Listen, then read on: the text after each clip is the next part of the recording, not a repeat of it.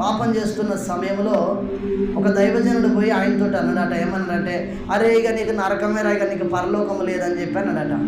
అనగానే ఇక నాకు నరకం అన్న తర్వాత ఇక నేను మాత్రము ఈ పాపాన్ని వదులుకుంటే మాత్రం పరలోకం పోతానా అని చెప్పి ఇక ఆ పాపంలో అట్టనే ఆరి తేరిండట. హల్లెలూయా.